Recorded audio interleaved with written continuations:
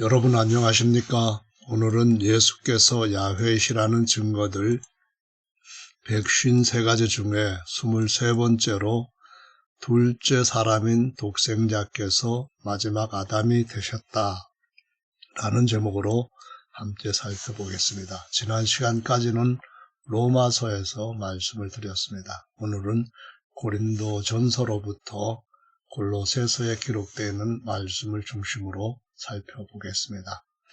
고린도전서 15장 24절 그 후에는 나중이니 저가 모든 정사와 모든 권세와 능력을 멸하시고 나라를 아버지 하나님께 바칠 때라.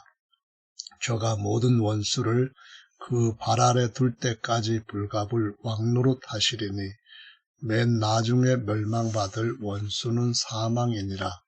만물을 저희 발 아래 두셨다 하셨으니 만물을 아래 둔다 말씀하실 때에 만물을 저희 아래 두신 이가 그 중에 들지 아니한 것이 분명하도다.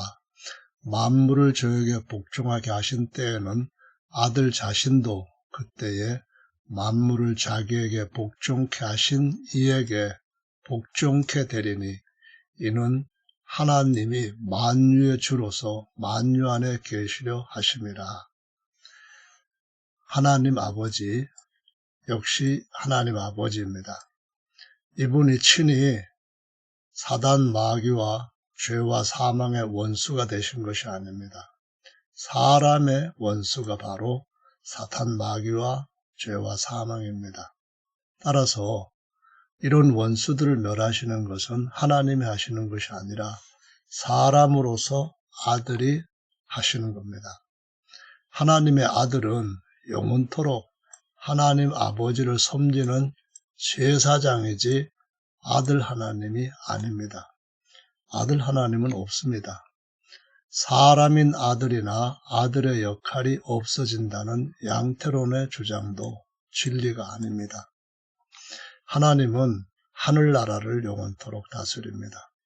그리스도는 아들들과 함께 새 땅의 나라를 영원토록 통치하실 것입니다. 이어서 45절 말씀을 보시겠습니다. 기록된 바 첫사람 아담은 산영, 생명이 되었다함과 같이 마지막 아담은 살려주는 영이 되었나니 그러나 먼저는 신령한 자가 아니요 첫사람 아담은 신령한 자가 아니란 말입니다. 육 있는 자라는 말이에요. 그 다음에 신령한 자다. 곧 둘째 사람이 신령한 자다라고 말씀을 하시는 겁니다. 첫사람은 땅에서 났으니 흙에 속한 자이고 둘째 사람은 하늘에서 나셨느니라. 둘째 사람은 예수 그리스도 하나님의 아들을 가리키는 겁니다. 그는 베들레헴에서 나신 것이 아닙니다. 베들레헴에서 땅에서 난 자는 첫사람과 같이 마지막 아담이 되신 예수님의 겉사람입니다. 무릇 흙에 속한 자는 저 흙에 속한 자들과 같고 무릇 하늘에 속한 자는 저 하늘에 속한 자들과 같으니 예수님이 아담 곧 마지막 아담으로서는 흙에 속한 형상을 입었습니다. 그러나 둘째 사람으로서는 하늘에 속한 자로서 신령하고 영화로운 형상을 입은 겁니다. 그래서 우리도 흙에 속한 육체를 입은 것처럼 거듭난 우리도 하늘에 속한 예수 그리스도의 형상을 입게 될 것이라고 말씀을 하고 있습니다. 이사야 9장 6절에 보면은 아기와 아들이 나옵니다. 예수님의 겉사람, 예수님의 속사람을 가리킨 겁니다. 11장 1, 2절에는 다윗의 자손이라고 나옵니다. 예수님의 겉사람을 가리킵니다. 이는 이새의 가지에서 난 한 싹입니다. 다윗의 후손이란 말이죠.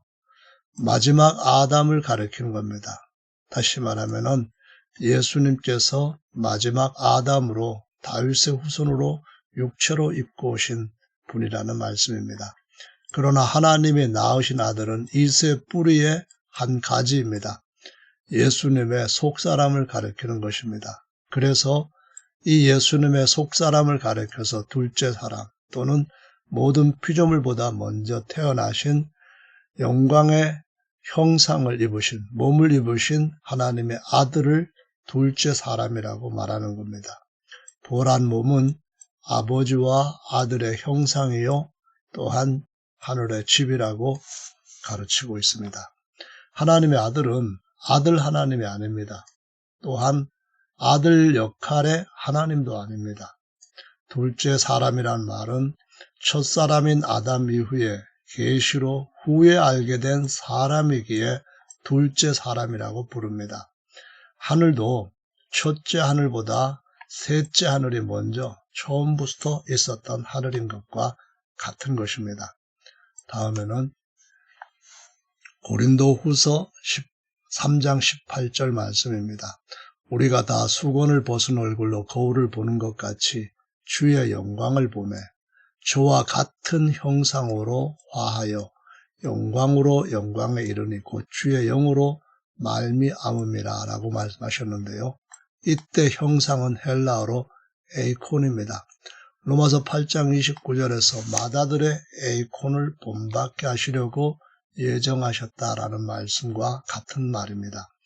고린도후서 4장 3절에 보면은 만일 우리 복음이 가리웠으면 망하는 자들에게 가려운 것이다. 그 중에 이 세상신 사탄 마귀입니다. 세상신이 믿지 아니하는 자들의 마음을 혼미케 하여 그리스도의 영광의 복음의 광채가 비치지 못하게 한다 했습니다. 영광의 복음은 우리가 맏아들의 형상과 같이 병케되고 맏아들과 함께 하나님의 영광의 후사, 공동 후사가 된다는 좋은 소식이 바로 영광의 복음입니다. 그리스도는 하나님의 형상이라고 말씀을 하고 있고요.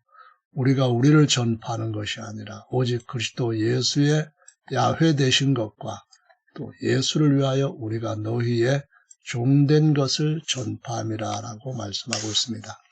하나님의 아들은 사람입니다. 하나님의 형상이고 그 독생자는 맏아들이 되셨으며 많은 아들들도 맏아들의 형상과 같은 에이콘으로 형상을 입을 것이라고 말씀을 하시고 있는 것이 바로 하나님의 아들 그리스도의 영광의 복음이라는 말씀입니다. 다음으로 넘어가 보겠습니다. 고린도서 11장 3절에 뱀이 그 간제로 이와를 미혹해 한 것 같이 너희 마음이 그리스도를 향한 진실함과 깨끗함에서 떠나 부패할까 두려워하노라. 만일 누가 가서 우리의 전파하지 아니한 다른 예수를 전파하거나 혹 너희의 받지 아니한 다른 영을 받게 하거나 혹 너희의 받지 아니한 다른 복음을 받게 할 때는 너희가 잘 용납하는구나. 잘한다는 말이 아닙니다. 어떻게 그럴 수 있냐 이런 말씀이죠. 그러면은 다른 예수는 어떤 예수입니까? 바로 4세기부터 들어온 이위 하나님은 정확하게 다른 예수입니다. 사도 바울이 3번의 선교여행과 그의 모든 서신서들을 통해 전한 예수님의 신격은 주 하나님 아버지십니다. 그 인격에 의해서 속사람은 그리스도요, 겉사람은 어린 양입니다. 부활한 몸은 영원한 하늘 성전의 머릿돌과 모퉁이돌이라고 하는 바로 이 진리의 예수님이 참예수, 바른 예수입니다. 이 예수가 아니면 다른 예수라고 성경은 증거하고 있습니다. 하와가 뱀에게 속아 사망에 이른 것 같이 오늘날까지 교회가 다른 예수를 전하는 뱀에게 속으면은 영원한 사망에 이른다고 경고하고 있는 것입니다. 아무리 예수와 복음을 전할지라도 사도들이 1세기에 전했던 예수, 그 복음을 전하지 아니하면은 사단의 일꾼이라고 13절부터 15절에 다시 한번 강조하고 있는 것을 보실 수가 있습니다.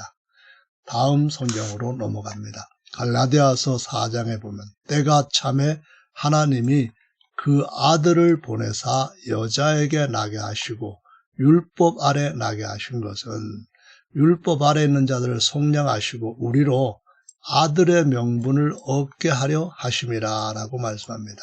아들 하나님이 아닌 것은 우리가 아들 하나님들이 아닌 것처럼 명백합니다. 너희가 아들인 고로 하나님이 그 아들의 영을 우리 마음 가운데 보내사라고 말씀합니다. 원래 이 말씀의 뜻은 너희가 아들의 영을 받은 고로 하나님의 아들이 되었다라는 뜻입니다. 그래서 이 하나님을 독생자이신 예수께서 아바 아버지라고 불렀던 것처럼 거듭난 아들들도, 아들의 영을 받아서 거듭난 아들들도 그 하나님을 같은 아바 아버지라고 부르게 하시고, 거룩하게 하신 아들과 거룩함을 입은 우리가 다 한 아버지에게서 났다고 히브리서 2장이 증거하고 있습니다. 그러므로 내가 이후로는 종이 아니라는 겁니다. 아들이라는 말씀이에요. 그래서 종이 아닌 아들이라고 하는 그 정확한 정체를 바로 알지 못하면은 아들 하나님이라는 거짓 예수에게 빠질 수밖에 없다는 것입니다. 하나님께서 사람인 아들의 영을 여인에게 보낸 것이지 존재하신 분도 모르시고 존재하지도 않는 아들 하나님을 보낸 것이 전혀 아니라는 것입니다. 하나님께서 아들의 영을 보내신 것이요 하나님의 영으로 함께 오신 것입니다. 성령은 신약에서는 하나님과 사람이신 예수의 영을 가리켜서 말합니다. 다시 말하면은 아버지와 아들의 영이 우리가 너희 안에 와서 함께 거처를 삼겠다라고 요한복음 14장 23절에 말씀하신 것과 같습니다. 아버지와 아들은 영원히 하나가 되셨고 구별은 됩니다. 하나님과 사람과 같은 구별입니다. 그러나 어떤 피조물도 그분을 분리해낼 수는 없다고 성경은 증거하고 있습니다. 이번에는 빌립보서 말씀을 보겠습니다. 그는 근본 하나님의 본체시나 그리스도를 가리켜서 말합니다. 하나님의 아들은 하나님의 본래의 모르페, 다시 말하면은 형체, 형상이라는 말입니다. 하나님과 동등됨을 취할 것으로 여기지 아니하시고 하나님의 형상은 하나님의 동등대 여김을 받는 면이 있습니다. 우리의 육체가 우리의 영과 동등한 대우를 받는 것과 거의 많은 점이 같다는 것입니다. 왜냐하면 아들을 본 자는 아버지를 본 것이고 또한 아들을 영접하는 자는 아버지를 영접한 것이라고 했습니다. 왜 그럴까요? 하나님이 자신을 나타내는 형상으로 아들로 삼으셨기 때문입니다.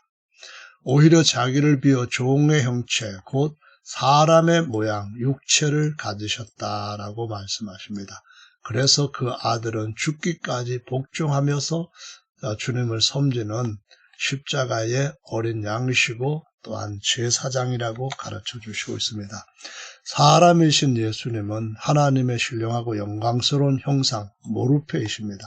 그 모든 것을 비우시고 낮고 천하고 약하고 추한 사람의 형상은 육체를 입으셨습니다. 그가 아들입니다. 아들이시라도 그리스도이십니다. 육체 안에 계실 때에 곧 속사람이 육체 안에 계실 때 처절하고 간절하게 기도하셨습니다. 히브리서 5장 7절에 그의 경외하심을 인하여 들으심을 얻었다고 말씀합니다. 하나님께서 아들 하나님을 보내신 것이 아닙니다. 아들 하나님은 없습니다. 형상인 아들 안에서 친히 임마누엘 하신 하나님이십니다. 하나님이 죽는 역할을 하신 것이 아닙니다. 양태론이 말하는 이러한 교리는 빨리 성경적으로 회복해야 될 아주 중요한 필요가 있습니다. 완전한 사람인 아들이 이 모든 일에 역사하신 것으로 성경이 증거하고 있습니다. 이번에는 빌립보서 3장 말씀입니다. 20절. 오직 우리의 시민권은 하늘에 있는지라 거기로서 구원하는 자 곧 주 예수 그리스도를 기다리노니 그가 만물을 자기에게 복종케 하실 수 있는 자의 역사로 우리의 낮은 몸, 이 육체를 자기 영광의 몸의 형체와 같이 변케 하시리라 라고 기록하고 있습니다. 아담은 우실자 곧 독생자자 받아들이신 그분을 말합니다. 그 표상으로 모형으로 지으심 받았다고 기록하고 있습니다. 예수께서 맏아들로 재림하실 때 순종으로 겉사람의 구원까지 온전히 이룬 아들들은 마다들의 형상과 같은 영광스럽고 신령한 형상을 입는다고 증거하고 있습니다. 그 형상은 천사들이 직접 쳐다볼 수도 없을 만큼 찬란한 하나님의 영광의 형상입니다. 또한 모든 피조물과 그러니까 시간과 공간을 다 발 아래 두는 신령한 형상이라고 말씀합니다. 만유 위에 신령한 몸입니다. 많은 아들들은 마다들과 함께하는 하나님의 영광의 공동 후사입니다.